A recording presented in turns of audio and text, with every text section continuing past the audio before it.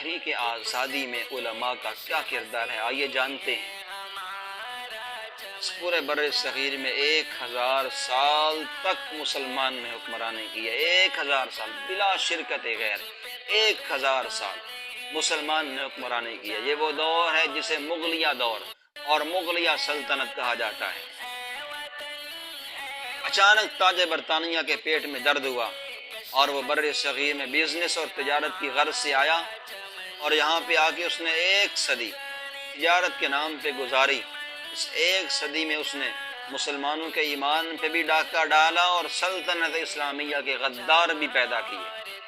17ویں صدی کے آخر تک انگریز مکمل طور پہ بر صغیر پہ قابض ہو چکا تھا، مسلمانوں کی حکومت ختم ہو چکی تھی۔ اس نے تسلط کے حصول کے بعد، تسلط حاصل کرنے کے بعد بر صغیر میں مذہبی طبقے کا جینا دوبھر کر دیا۔ چنانچہ تنگ آ کے شاہ عبدالعزیز محدث دہلوی رحمۃ اللہ علیہ نے سن 1803 میں انگریز کے خلاف جہاد کا فتویٰ جاری کیا۔ اس فتوے کو عملی جامہ پہنانے کے لیے سید احمد شہید اور شاہ اسماعیل شہید رحمہم اللہ تعالی میدان میں اترے۔ پورے 30 سال تک انگریز سے برسرے پیکار رہے۔ بالآخر سن 1833 میں بالا کوٹ کے محاذ پہ انگریز کے خلاف لڑتے ہوئے دونوں حضرات جام شہادت نوش کر گئے، لیکن ان کے جانے کے بعد آزادی کی تحریک رکی نہیں، بلکہ آپ کے روحانی فرزندوں نے اس تحریک کو جاری رکھا۔ بالآخر 1857 میں آپ کے روحانی فرزند حاجی امداد اللہ مہاجر مکی اور ابو حنیفہ وقت مولانا رشید احمد گنگوہی، قاسم العلوم والخیرات مولانا قاسم نانوتوی رحمہم اللہ تعالی سن 1857 میں تحریک آزادی ہند کے نام سے انگریز کے خلاف شاملی کے میدان میں جنگ لڑتے ہیں۔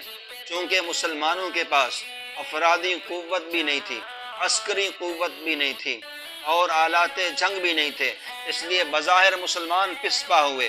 پسپا ہونے کے بعد جب انہوں نے محسوس کیا کہ ہمیں افرادی قوت کی ضرورت ہے، تو انہوں نے پھر اپنا محاذ بدلا، عسکری محاذ سے تعلیمی محاذ میں آئے، عسکری میدان سے تعلیمی میدان میں آئے، تاکہ ہم اپنی افرادی قوت کو بھی مضبوط کریں اور ہم علماء پیدا کریں، صاحب علم لوگ پیدا کریں۔ چنانچہ سن 1866 میں دارالعلوم دیوبند کی بنیاد رکھی، اور اس دارالعلوم دیوبند کا پہلا اسٹوڈنٹ، یہاں سے فارغ ہونے والا پہلا شاگرد، جسے دنیا مولانا محمود الحسن دیوبندی کے نام سے جانتی ہے، جسے دنیا شیخ الہند کے نام سے جانتی ہے، انہوں نے انگریز کے خلاف تحریک ریشمی رومال کا آغاز کیا اور مکمل اس پہ ورک کیا۔ دور دراز کے دورے کیے، افغانستان، ترکی، سعودیہ، عرب ممالک کے دورے کیے۔ بالآخر سعودیہ آئے، یہاں آ کے شریف مکہ کو بتلایا کہ ہم بر صغیر میں انگریز سے چھٹکارا حاصل کرنا چاہتے ہیں، اور اس کے لیے میں نے تحریک ریشمی رومال کا آغاز کیا۔ شریف مکہ نے شیخ الہند سے اس وقت غداری کی تھی اور سارا پلان انگریز کو بتا دیا تھا۔ ہر دور میں مسلمان نے اس وقت شکست کھائی ہے جب اپنوں نے غداری کی ہے۔ کہتے ہیں نا، جب اپنوں میں غدار پیدا ہو جائیں تو میدان میں کھڑا ہوا شیر بھی ہار جایا کرتا ہے۔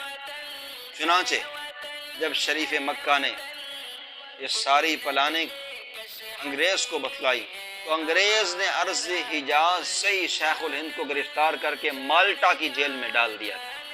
اور پھر مالٹا کی جیل میں ان کے دن کیسے گزرے اور یہ آزادی کی تاریخ آگے کیسے بڑھی، یہ انشاءاللہ اگلی قسط میں آپ کو بتاؤں گا۔ آپ ہمارے ساتھ رہیے گا کہ آزادی کی تاریخ کیسے شروع ہوئی اور کیسے بڑھتے بڑھتے بڑھتے ہم تک یہ وقت پہنچا کہ آج بھی الحمدللہ ہم ایک آزاد قوم ہیں، ہم آزاد وطن میں بستے ہیں۔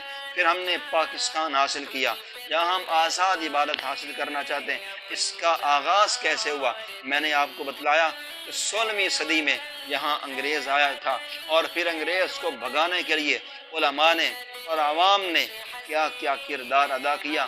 آپ سنتے جائیں، ہمارے ساتھ رہیے گا۔ وما علینا